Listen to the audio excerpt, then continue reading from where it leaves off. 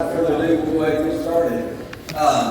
We want to let you know that there's a lot of callers, a lot of people on campus. They do some freshman orientation meetings on campus, so there's a lot of people moving around. So if you would, stay on the sidewalks and the walkways.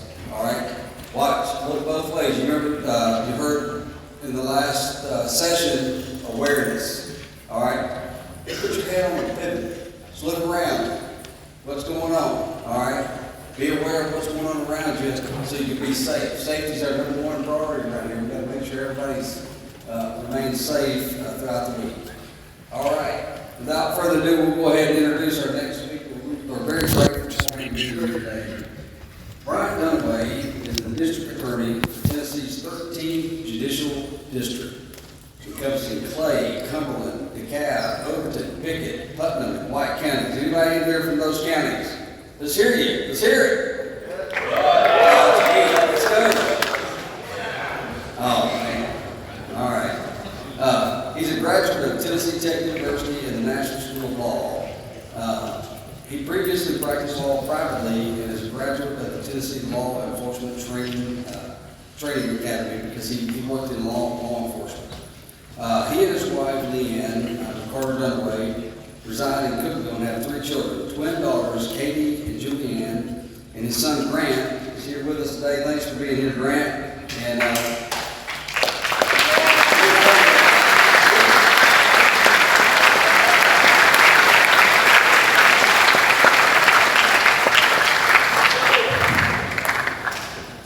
Good afternoon, men. Good afternoon. Thank you for having me today. Thank you for the introduction, Carl. I want to kind of just give you a brief familiarization with our court system. You're studying a lot about that this week. I want to commend you for being rising seniors and being engaged in your communities. You're going to be leaders in the communities that you live in, and I want to compliment all of you for stepping into a leadership role in your high schools and in your colleges and in your communities. It is uncommon these days for young people to step into leadership roles, and I want to commend you for that. So, as you learn about the court system, I'm going to begin with this little cartoonish-looking picture of the state of Tennessee. So, I am, as the Colonel said, the district attorney for the 13th Judicial District. That's a cartoonish picture of all the judicial districts in Tennessee. In each one of those districts, you have an elected panel of players in the court system. So you have elected judges, an elected district attorney, and an elected public defender. You'll meet Mr. Fickling, my colleague on the other side of the courtroom, a little later this afternoon. Some of you will, and some of you will meet him tomorrow. The judges, the DA, and the public defender are the elected players in the court system, the criminal court system. And we're elected every 8 years. I have the largest judicial district in the state, with the yellow right there in the middle at the top, Clay, Pickett, Overton, Putnam, Cumberland, White, and DeKalb. Largest by number of counties. Memphis has been beat by population, 1 or 2 others. But today I want to talk to you a little bit about an awkward topic. It's awkward, but we're all men and we talk about hard things. Okay? So we're going to talk about things that I didn't deal with when I was growing up at your age. Certainly the Colonel did, we were talking about it earlier. Certainly Judge Maddox did when he was growing up as a young man. It is this digital world that you live in and what may happen and what can happen inadvertently, unintentionally, and sometimes even intentionally. So let's get through it. What I'm going to do initially is going to kind of summarize for you some statutes or some laws in Tennessee and then kind of pull it together as to why they're important and relevant when we talk about digital things. Okay? So the first thing we're going to look at is there's 4 statutes that's on the screen there. I'm going to talk a little bit about each one. Solicitation of a minor by electronic means, sexual exploitation of a minor. Does anybody know what sexual exploitation of a minor is? That's a fancy way of referring to child pornography. We'll talk about that. And then aggravated sexual exploitation of a minor. So, why are we talking about those things? Let's get into it. Solicitation, an adult. So, back to the last slide. 3913-528 is solicitation of a minor. Let's talk about that statute specifically. First of all, the elements of that, you have to be an adult and use electronic means. And what an adult would be doing in a criminal context is requesting a minor or a law enforcement officer posing as a minor to engage in sexual activity. There is no defense to that crime if they're unsuccessful. Even if all they have to do is an adult, if they, by using an electronic device in some way, talking to a minor, encourage them to do sexual acts. Just the crime solicitation is just encouraging or asking that to happen. The child may not do it, but it's a crime just to ask, solicit. And there's no defense for that. It's unsuccessful. So examples of tools that are used for that: cell phones, chat rooms, Snapchat, Instagram, all of those platforms that you all are used to. I know none of you are on Facebook probably at your age, but that's another one. So, but Instagram and Snapchat are big. So any way that you can communicate electronically with children can be a platform for solicitation of a minor. So solicitation of a minor by electronic means is similar but a little bit different. It's also only an adult can commit this crime by using electronic communication, once again, and it causes a minor to engage in sexual activity. So now we're taking it one step forward. Solicitation was just asking for a child to do it. This crime is where you're asking a child and the child actually does engage in sexual activity of some kind. Or the offender engages in sexual activity. So if you have a creep who is doing things that he shouldn't be with a webcam or with FaceTime or by video chat, and he's doing things of a sexual nature where the child can view those things, that's a criminal offense. Okay? So the child doesn't necessarily have to be doing those things himself. Sometimes we use police officers to catch people doing this, and the police officers will pose as a child, pretend to be a child, to try to get people to see if they will commit these acts. And that's still an offense, even if a police officer is posing as a child. So I'll put on the bottom examples are webcams or FaceTime, things like that, are tools that can be used. So what are the punishment for those things? So this is where the rubber meets the road. There's some real sanctions, some real life consequences for this. And so levels of the offense ranges from a misdemeanor to a B felony. So you may not be familiar with those terms. All crimes are categorized into two buckets: misdemeanors, which are minor crimes, less serious, and felonies, which are serious crimes. And even within the felonies, there are several different types. They range from an A felony, the most serious, an example would be second-degree murder, down to an E felony, which is the least serious felony, but all still very serious. So these crimes that we just talked about range from that A misdemeanor, which is the most serious misdemeanor, to a B felony. And sentences range from 1129, stands for 11 months and 29 days. That's the maximum sentence you can get if you're convicted of an A misdemeanor. And then it ranges from 8 to 12 years in prison for some of the felony offenses. And guess what? Under current law, these are 100% sentences. What does that mean? If the judge sentences you to an 8-year sentence, it's a 100% sentence. What does that mean? You have to serve 100% of it. There's no good time. There's no credits. It's day for day, 100% of that time. So it's a very huge sanction. So let's talk about this for a minute. So if sexual exploitation of a minor, I told you just a minute ago, this is another crime.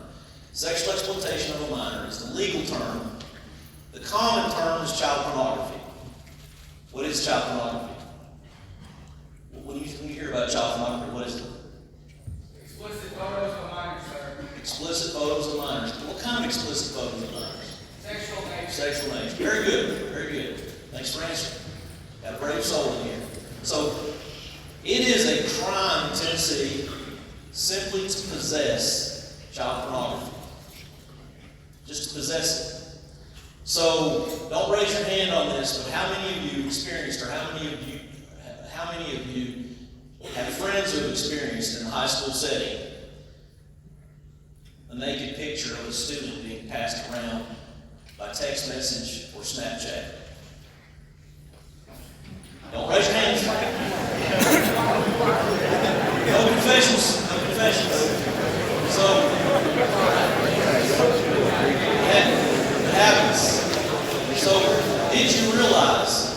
realize when you're sitting in your calculus class and your phone dings, you look down, you know you have a Snapchat message, and you happen to open it, and it happens to be a topless picture of a 16-year-old girl?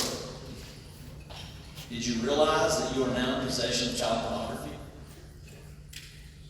And if you forward it, pass it on to somebody else, you're committing a crime as well, a separate crime. It is against the law to be in possession of child pornography, and that is sexually explicit pictures of anybody under the age of 18. So it's a pretty serious situation. So, and the seriousness of possession depends on how many images you may have. There's some thresholds, and they're listed on the screen here. Possession of child pornography when the under 50 images is a D felony. Okay, that's kind of a mid-range felony. That brings a 2 to 4 year sentence, potentially, if you're convicted of possessing those images.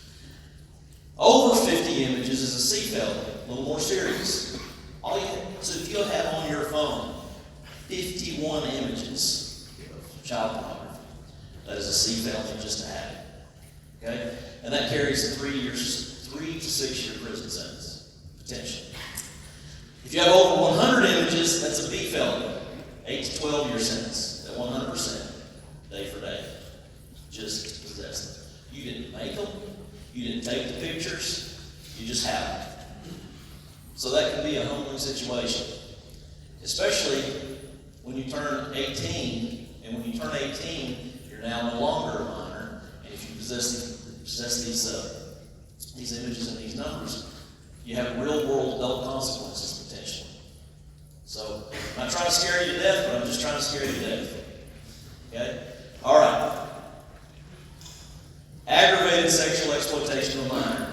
I put in parentheses there, distribution. So when I mentioned a minute ago, somebody sends you this picture, and you think you have a brain malfunction for a moment, and you think, oh, I'm going to forward this on to my group of friends. That's distribution, folks. That is possessing, and then you're sending it on to somebody else. That's a more serious crime than possession. Promote, sell, transport, or purchase, or possess with the intent to do one of those. A C felony, 3 to 6 year sentence, or B felony, 8 to 12 years at 100%. If you have greater than 25 images that you have distributed. Okay? Especially aggravated sexual exploitation of a minor. This is a little different. So we've talked about possession. We've talked about distribution. This is production. Okay? So I hope none of you are in this category. Well, what if some knucklehead takes a video of his girlfriend in a sexually explicit way that exposes nudity?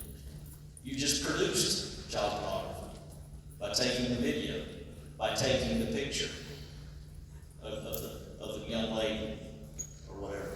So now that's production of child pornography. So that's the even more serious crime. B felony, 8 to 12 years, 100% sentence, day for day, as my friend here pointed out. Okay, so I wanted to begin this discussion with the seriousness of these things, because I know they happen. This is just a list of consequences of this type of behavior. American citizenship is my most prized possession. If you're convicted of a felony offense, any felony offense, an A, B, C, D, or E, you lose these civil rights that you're learning about this week. You lose the right to vote, the right to hold office, the right to serve on a jury, the right to possess a firearm, and you could be, if you're convicted of one of these sexual offenses, be listed on a sex offender registry for a period of years, and in some instances, the rest of your life. There are some serious sexual offenses that you could be listed on a sex offender registry for the rest of your life. Do me a favor. When you get done with this week and you get back home, you sit in front of your computer or your iPad or laptop, type in Google, Tennessee Sex Offender Registry. Okay? And pull it up. And pull up your neighborhood. There are pictures, faces, people that are on the sex offender registry who live on your street, in your neighborhood, in your city, in your town. And you don't want to ever be on that list for the whole world to know. Okay? And country is to put, when it comes to sex offenders, is to put all of us on notice on who to beware of. So don't ever want to be on that list. So what is sexting? Somebody? This is where we get into the modern day behavior. Come on, there's no girls in the room. Texting what? Texting a sexual matter. What did you say back here? You're going to say the same thing? So yeah, sex talk with your cell phone or your Snapchat or Instagram messages. It's sex talk. It's sexting. It happens, right? You see it. I know you've seen it in your communities, in your high schools. So it's a dangerous practice. So you think that that's not going to get seen by somebody at some point? Is it really a big deal?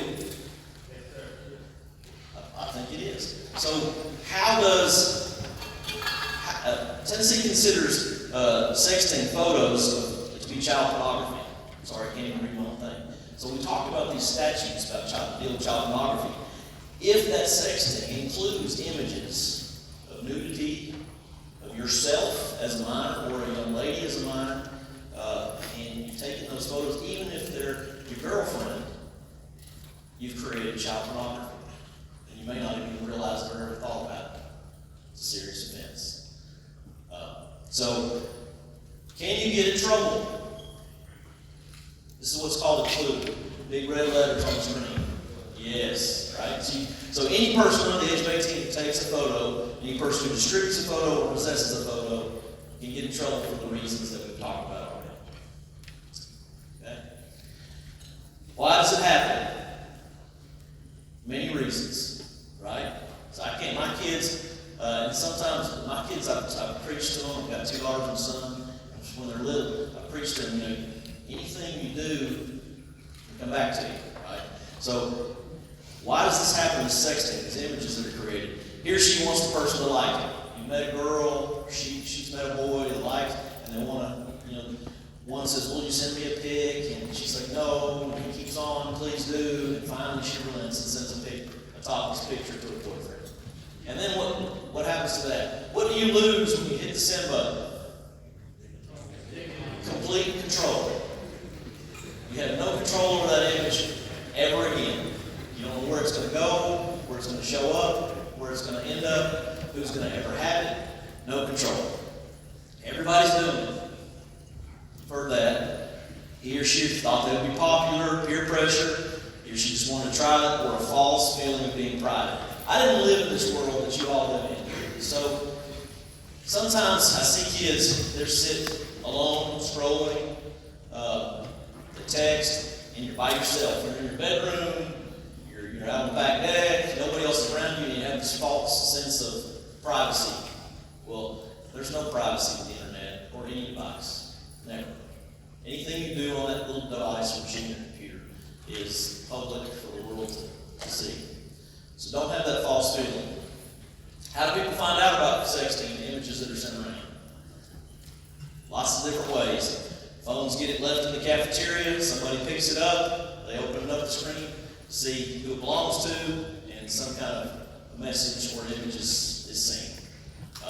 Boyfriend or girlfriend's forward the photo, that happens all the time. If you think that your buddy or a young lady's going to think that her boyfriend is going to keep that topless photo to himself, that's a bad mistake and a false belief. It's going to go somewhere. Teacher takes the phone and finds the photo. Brothers and sisters use the phone. A police officer gets a search warrant. So you may think that your phone is private and everything on it you're not going to let anybody see. In my line of work, phones are a large source of evidence in all crimes that we prosecute. Almost every criminal case, even the ones that aren't sexual like we talked about already, a phone has an enormous amount of evidence on it. So what do we do with phones? Confiscate. What's that? Confiscate. Well, we take it as evidence sometimes, and guess what we get to do? With the proper documentation. When we get a search warrant, a judge signs a search warrant, we get to dump the entire contents, pretty much, of that phone onto our computers. So what's on that? What kind of information is on the phone? Everything. All of your communications, all of your photos, all of your locations.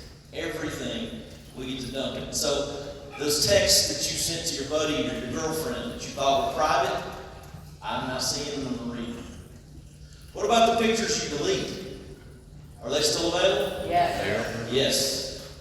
So I told my kids when they were little, my girls, I said, the illustration I gave them was, you have an iPhone here, and you have an iPhone on the other side of the room. When you send your sister a message, it just doesn't go straight from the iPhone number 1 to iPhone number 2. It goes through the internet, through a million different computers that you have no control about, and before it ever gets to the other iPhone.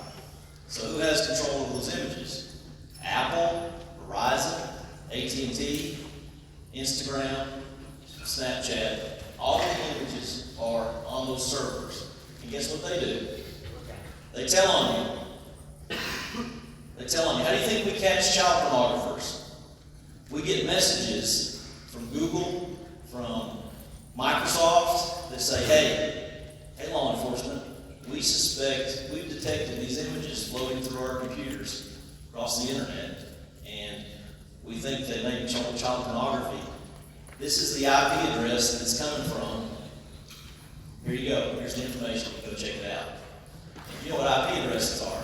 They're digital addresses that tell us where the device is, where your computer is, or whatever, iPad, whatever it is. We find out whose IP address it is. We go to their house, and that begins an investigation.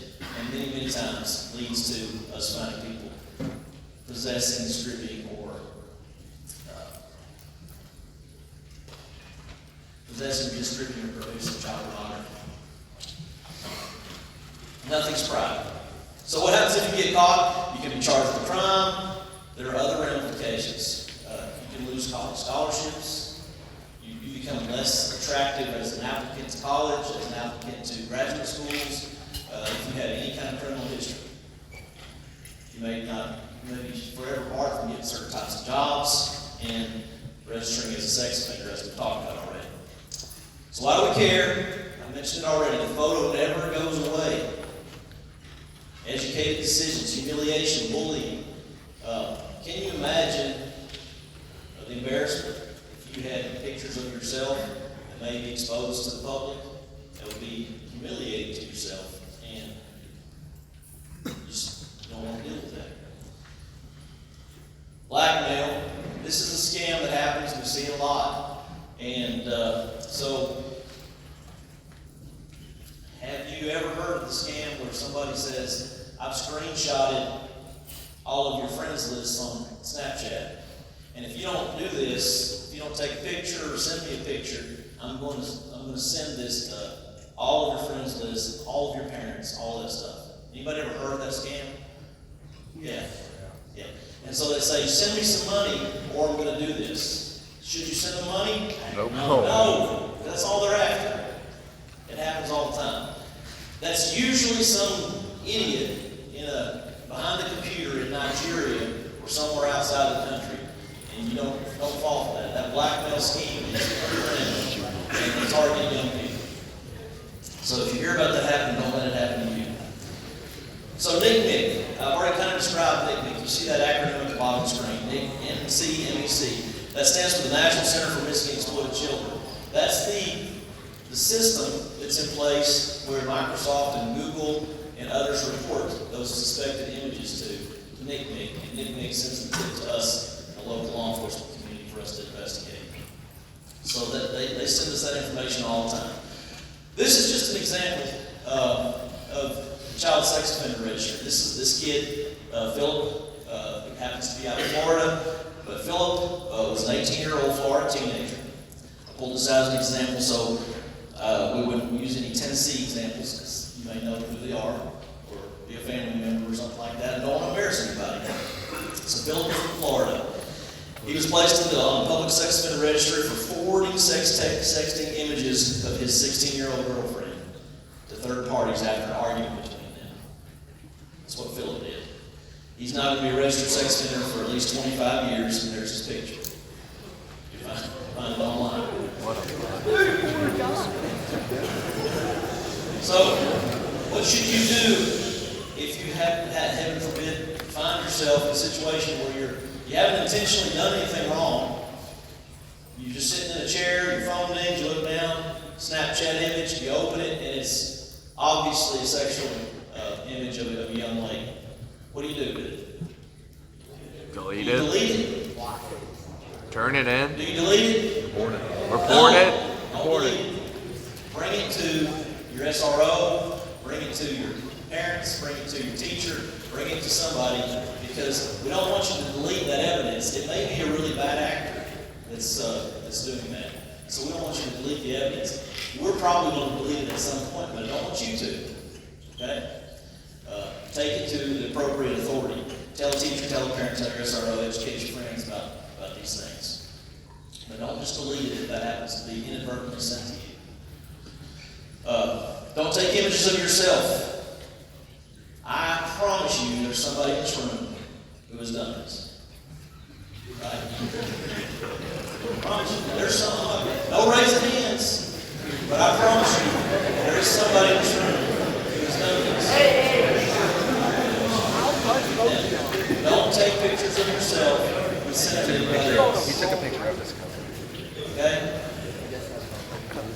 For all the reasons that I've articulated today, don't forward other people's images. Okay? Be the better person. Let me tell you, if a 16-year-old lady makes a bad decision about taking a picture of herself and sending it to her boyfriend, and the boyfriend forwards it to you, or it makes its way around, be the man and put a stop to it.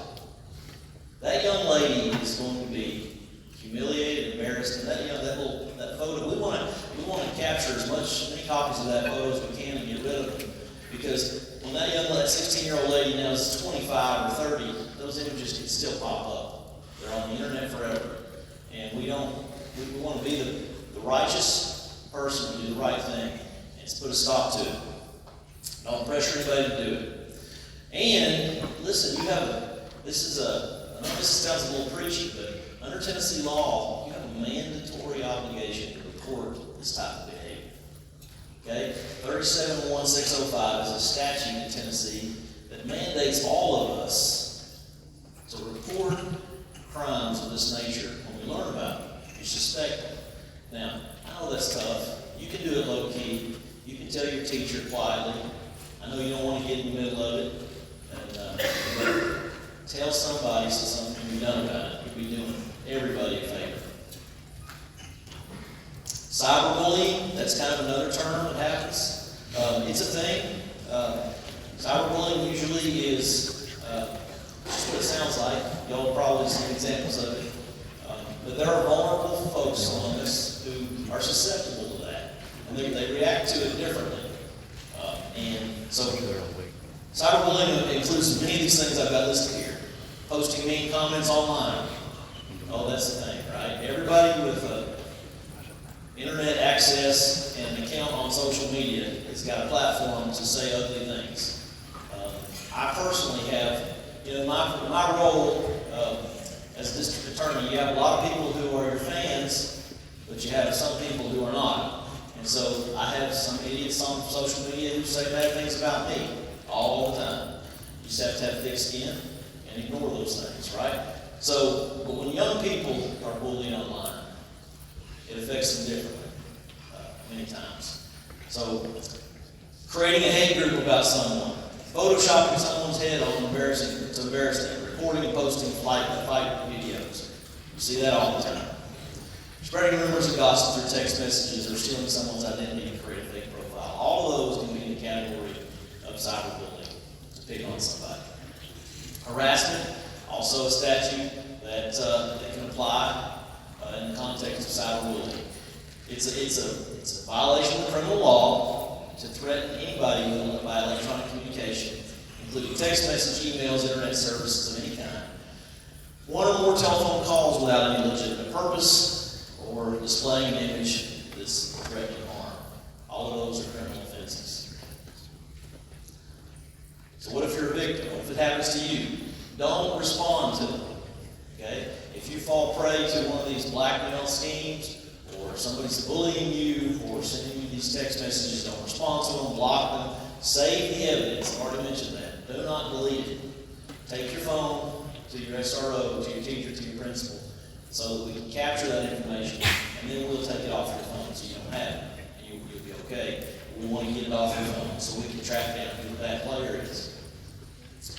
Set up new accounts, make a report, and talk to an adult. So I'm going to kind of get into my slides here, but suicide is a big thing. So in the context of cyberbullying, there are really some people that find themselves in vulnerable places. In Tennessee, the suicide rate is much greater than the national average. There's probably not a month that goes by that I don't have a report or a phone call from law enforcement reporting to me that we've had another suicide.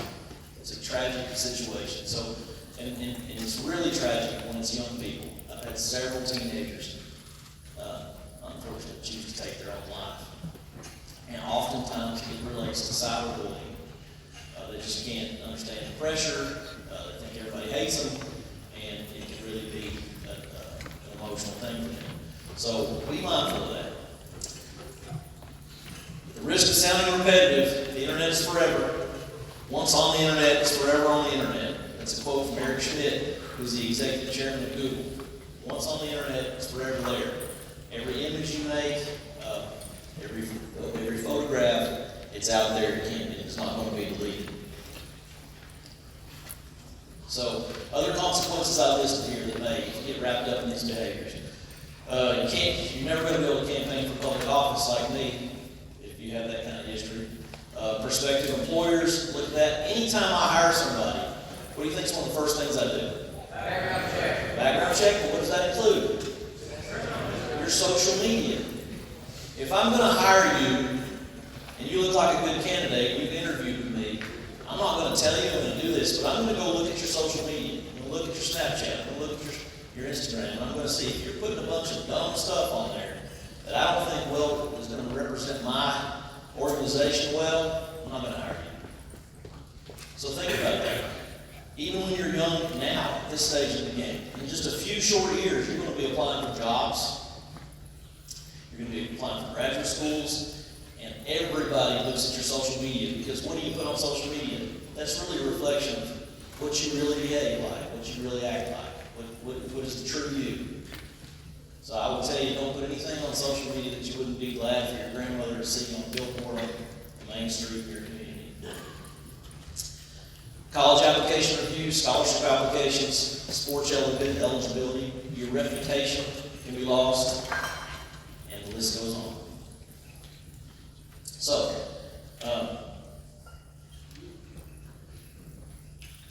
that's my lecture for today.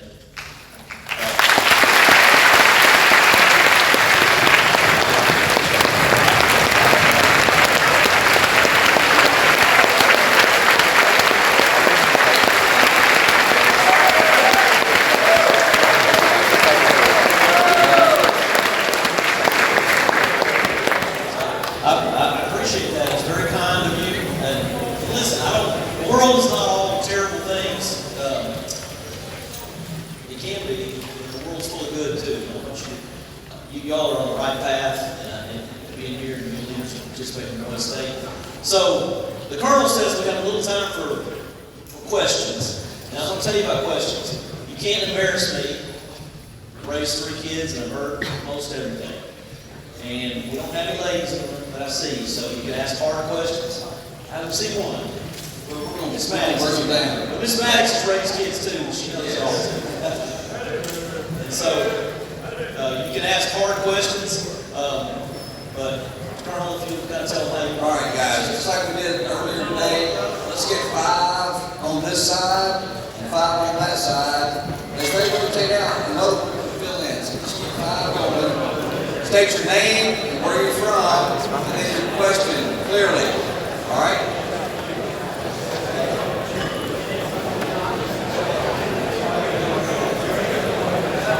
That is not 5. That is 6. Oh wait, never mind. That's a council.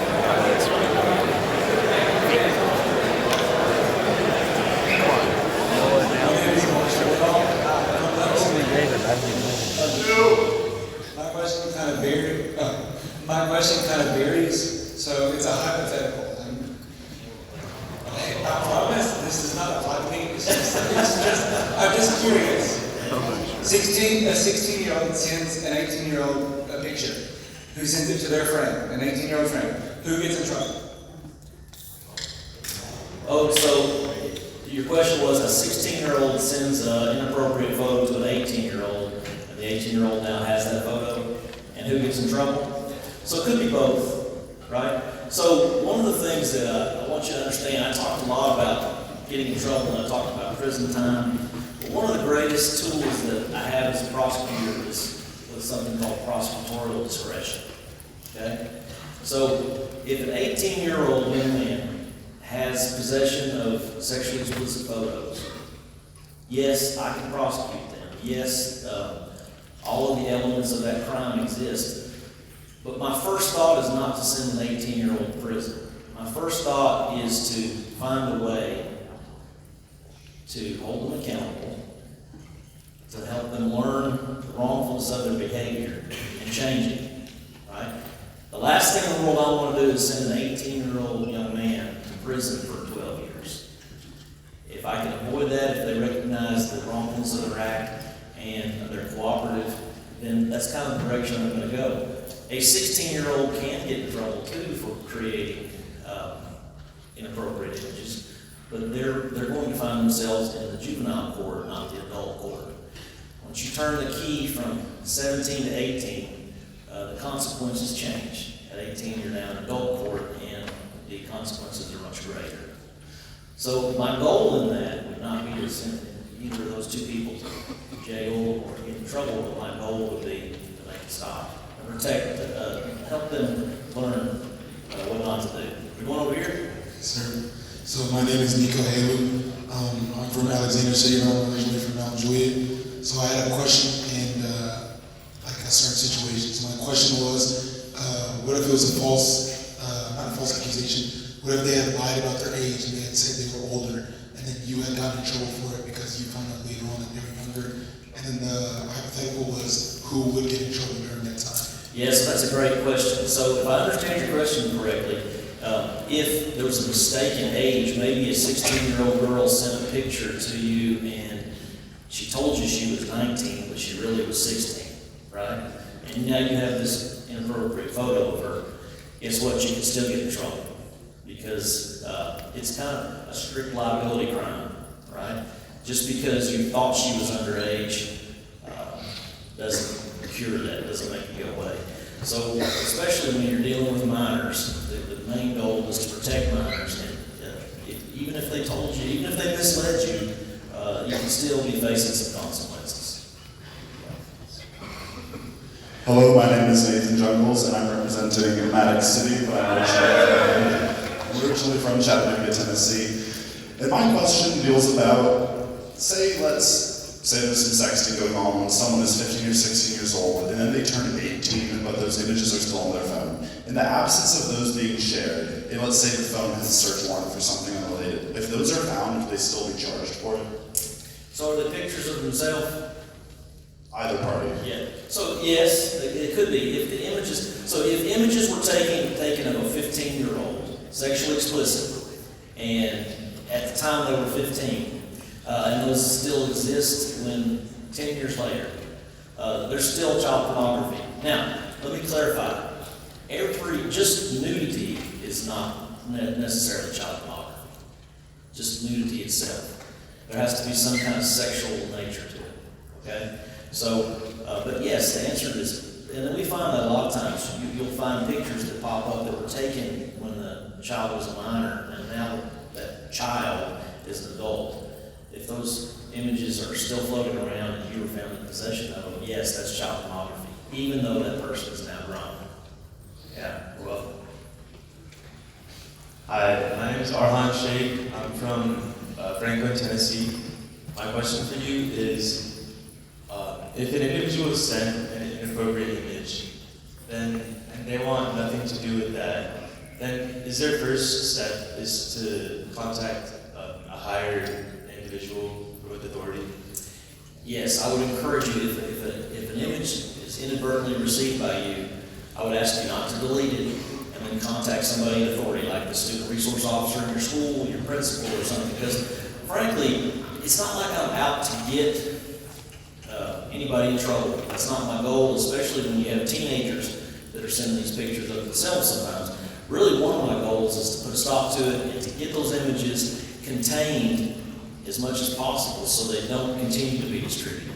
Does that make sense? Yes, sir. Yeah, and also, how do we as young teenagers maintain a good digital citizenship overall in this rising emerging world of technology, especially with AI and all the new technologies? So that's a huge question. So digital technology in the digital world has complicated things over the years, but I think keeping a good footprint is not any different than the way it was in old school. Don't just behave yourself, be honorable, be respectful. Do not ever put anything on a digital platform that you wouldn't be proud for anybody to see. Right? I mean, I think it's as simple as that. That includes your language, any images you may have. If you wouldn't want your grandmother to see with that, then you probably shouldn't put it on social media or in text messages. It's not private, even though it may feel so. Yes. I'm Brandon Strathern. I come from Alcoa. I'm representing Bradshaw over here. So my question is, it's relating to a case outside of the United States, but this is a growing issue. So in the United Kingdom, there was a minor who went to a club who had a fake ID saying they were 18, and they, at the time, I believe they were 17. And they flirted with this one guy, and eventually they hooked up and went to their house. That guy was later arrested and charged with sex with a minor and criminal intent. And that could happen in the United States as well. What would be the typical process for doing that? Like going about that in terms of charging? So, in a nutshell, and it has happened here. I'll give you an example. So, let me answer your question first. So, it's kind of a strict liability crime. What that means is mistake doesn't matter.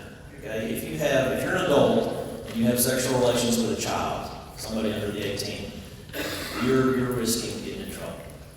That's very possible. So, even in the United States, if we learned that an adult was having relations with a 17-year-old, we would investigate that and ask questions, gather evidence, and if we determine that the person was truly under 18, then we would have to make a decision whether or not we prosecute and bring criminal charges. Sometimes yes, and sometimes no.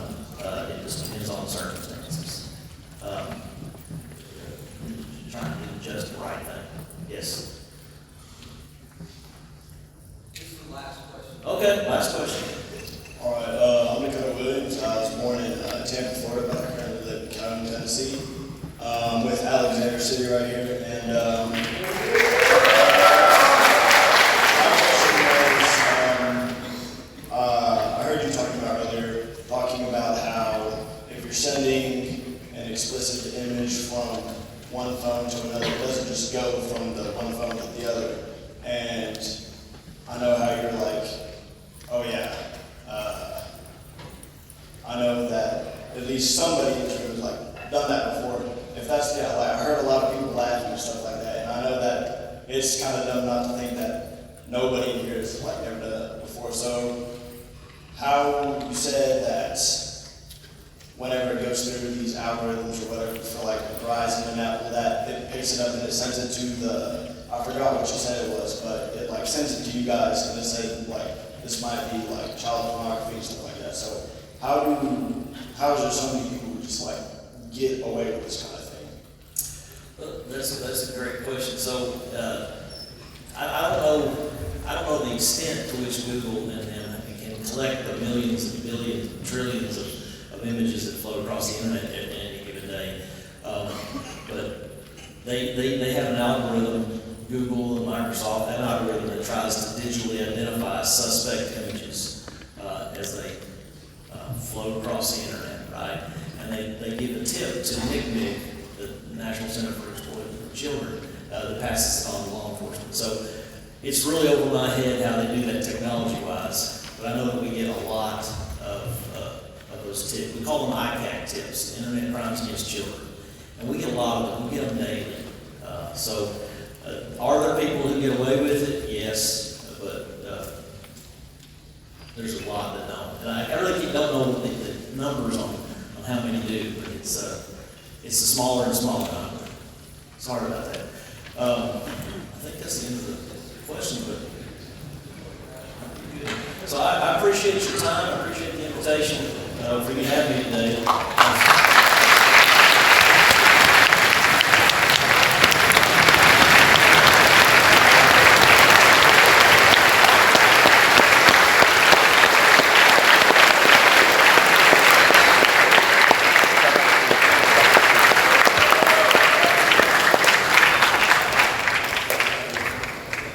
Hey, as you've seen, you know, he had a conversation man to man, all right?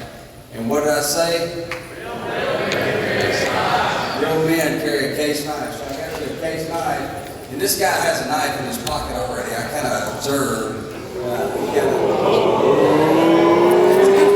fingernail. Let's just fingernail. All right? I got you a case knife, a horse baby, a logo, and it's got American Legion on it. Certainly appreciate you now.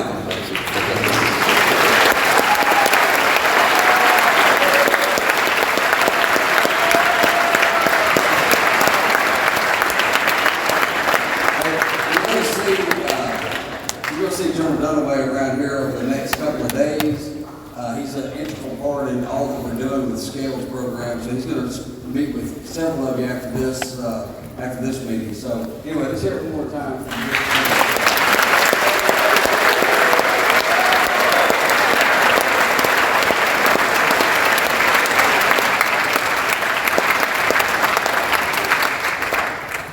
It's like I mentioned to you that I have a relationship with Representative Ryan Williams before.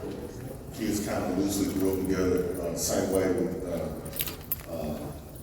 our district attorney, Bryant Dunaway. Our girls, my daughter's the oldest, one of my 5 children, grew up with his girls as well.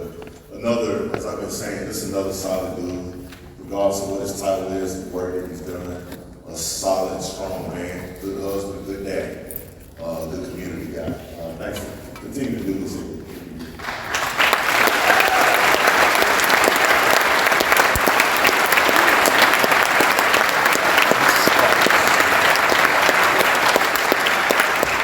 All right, so did you mention what's up next at all? Did you share that again?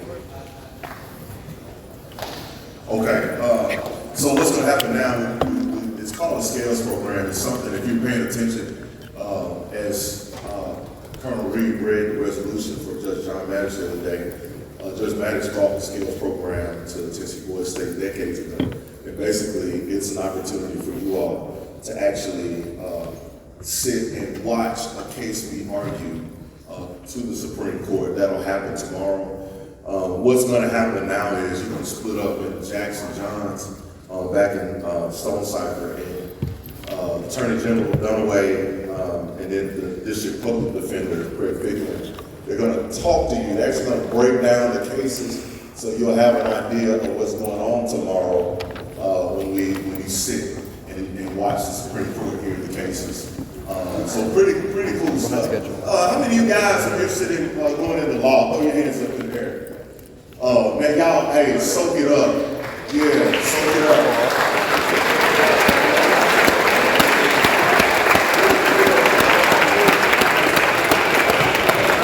I would estimate there'll probably be 10 to 15 of you that end up in law that have no idea that you will. You may have no interest in it at all, but some of you are going to end up practicing law. So great opportunity for you to hear a case tomorrow.